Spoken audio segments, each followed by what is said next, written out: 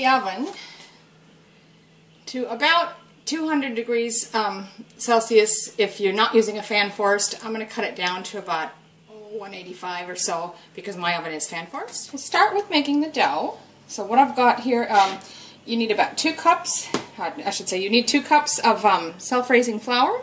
I don't happen to have self-raising, so I've made my own just using regular or plain flour and adding salt and baking powder to it. I'll give you the exact recipe for that below. But so we'll put that in here first. So again, that's 2 cups. And then I've got 30 grams of butter that's been cut into pieces. I'll add that in as well. Now you can use 2 knives or you can use a pastry blender if you have one. And we're just going to blend that until it's about the size of large crumbs. Okay, so basically, like I say, you want to get that to the size of about like breadcrumbs. You don't want to have any really large lumps of the butter left in there. And using a pastry blender like this means it won't turn into a paste. You're looking for these crumbs. Okay, so when you've got that to your liking, you're going to make a well in the center. Just use your hands, push a little hole in the center of it like that. And we've got 3/4 cups of milk that we're going to add to that.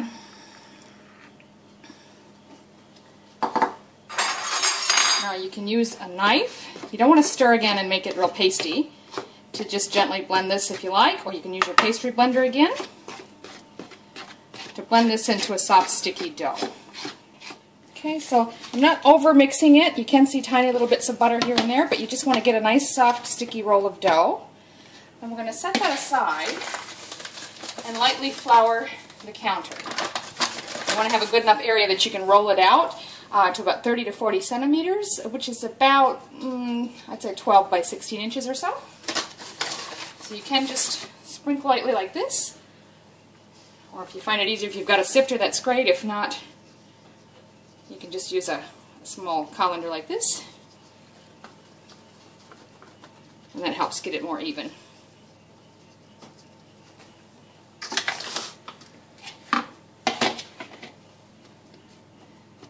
Just do that, and I want to keep some flour on the rolling pin as well so it doesn't stick. Just gently start rolling it out. You want it to be sort of rectangular, so I'm not trying to make it round. Doesn't have to be perfect though. A good way to judge if you're close enough is if you've got, say, a 9 by 12 pan or something, just make sure it's a bit bigger than the pan, approximately the size. Okay, so then just assemble your favorite pizza toppings, whatever you like. I've got some pizza sauce, I've got some mushrooms, onions, green pepper or capsicum, and I've got some fire roasted red peppers from a jar here that I've chopped up.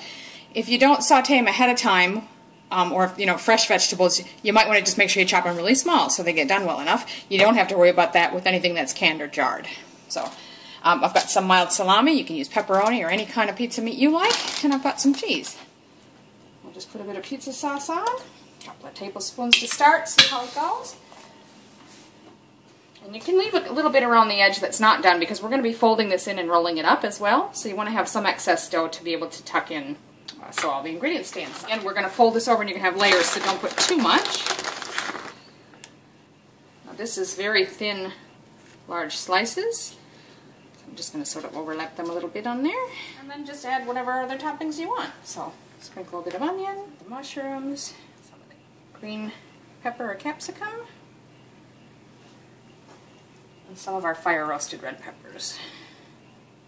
And I'm just carefully going to fold this dough up over the long ends just a little bit. And then we'll take these sides and roll them up as well. Just carefully fold it in.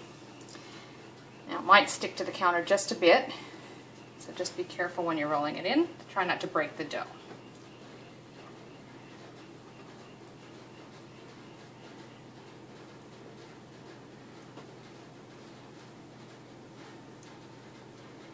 So just sort of pinch the edges to help keep it so it stays closed while it's baking. And on the ends as well, just a little bit. Give them a pinch.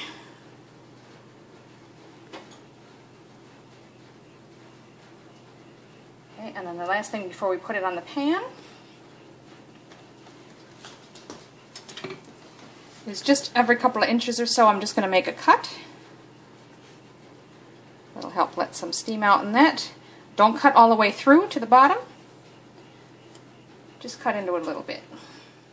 Now I've just gone around and loosened it a little bit to make sure it wasn't stuck to the counter too much. So it'll be a little easier to get up.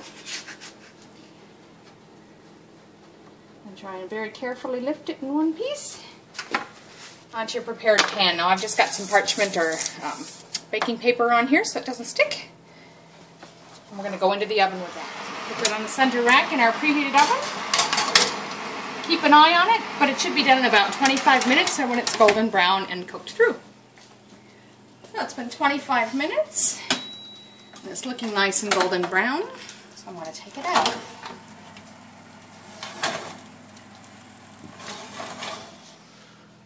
Okay, so it's looking pretty good.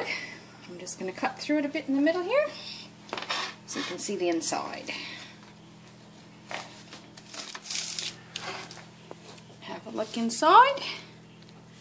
It's kind of like your own personal king-size hot pocket, pizza flavored. Enjoy!